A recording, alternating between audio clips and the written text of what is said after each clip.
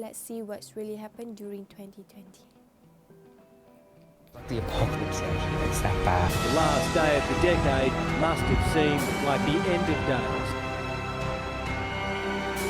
Good evening. The world is on edge tonight after Iran made good on its promise, launching a revenge attack on the United States following the death of its top military leader. A Ukrainian plane carrying 176 people was crashed shortly after taking off from the Iranian capital, Tehran. Prince Harry and Meghan saying they're stepping back from royal duties. The impeachment trial of President Trump begins. In Turkey, where at least 22 people are now dead and more than 900 injured after an earthquake in the east of the country. From the tragic death of NBA legend Kobe Bryant.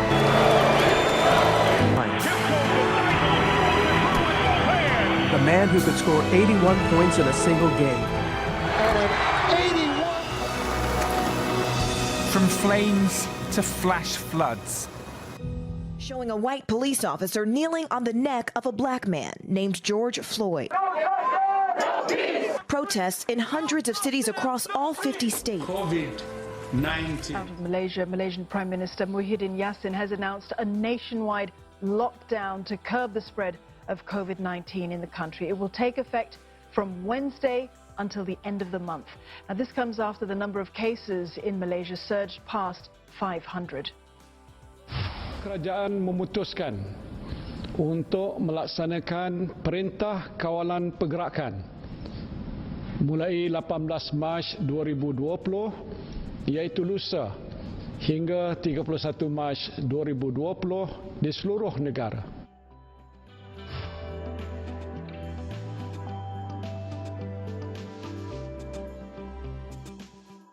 Empty street becomes the new normal during COVID-19 pandemic. Thousands let off, stores shut down, public gatherings were banned, travel restriction and physical distancing imposed, as some country practices some form of the lockdown to break the chains of COVID-19, and all of this is having an impact on our global economy.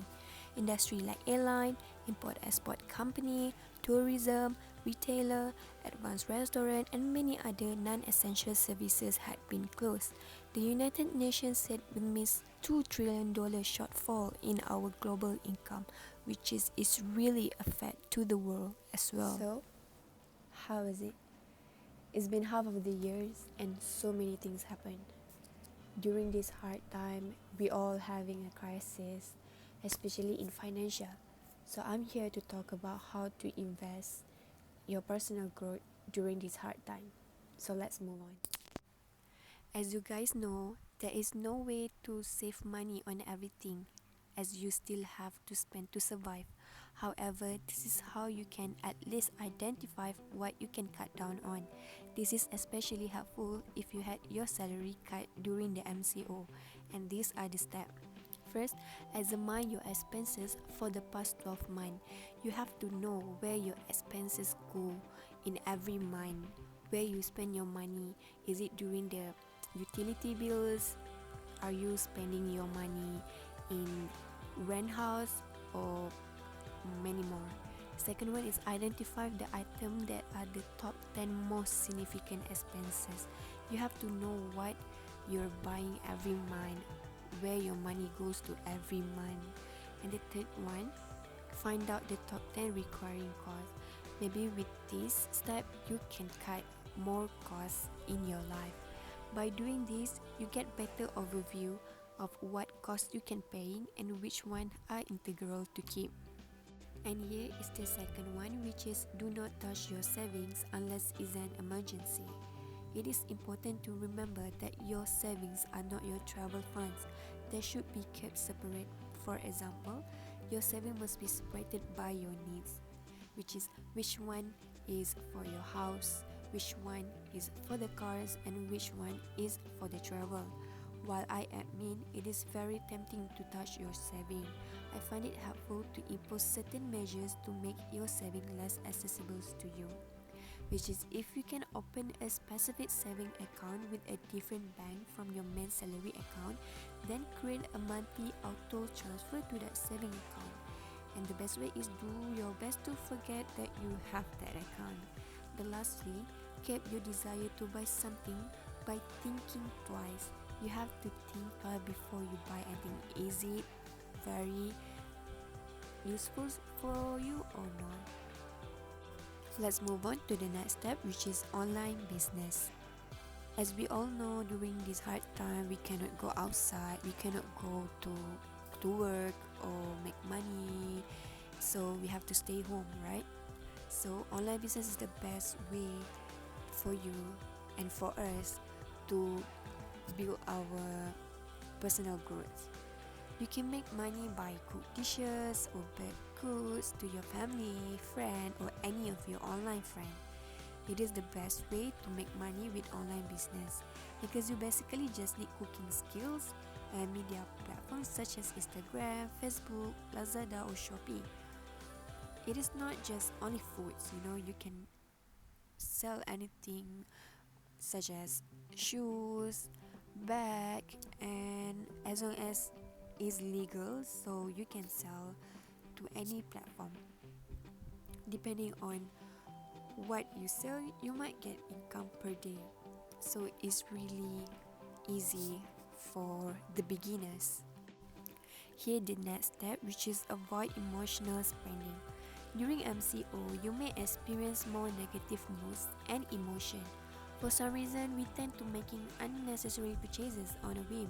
If you're facing this and you are not sure how to deal with emotional spending, here are a variety of proactive ways you can tackle this issue. Firstly, make it tougher to access your money. I recommend automatically transferring any money in your bank account that doesn't go to play money to somewhere you can't easily access. You can pass your credit card to your mom if you can control by asking her to only let you spend if you can justify the expenses. Secondly, keep bank account unlinked to any platform. Do not link any bank account to online shopping platform and e-wallet. Each time you want to buy something, make sure you make to manually key in information. I know it's a bit troublesome, so the increase in buying frictions helps to reduce your impulse buys. Thirdly, get rid of notification and newsletter. Another thing that you can do is stop all application notification in your phone.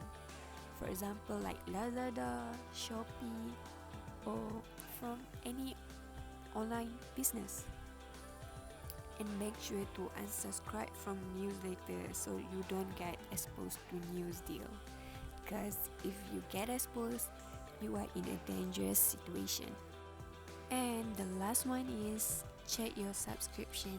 Any of the things that you have subscribed, you have to check. For the longest time, I remained subscribed to Spotify every month, even though I was only using it maybe for 3 times per month, so it was definitely not getting my money's worth. Same goes to Netflix account because I'm the only one using it, so it's really not worth it for me. So what you have to do, if it's not necessary for you, then better to cut because it's non-essential for us during this time.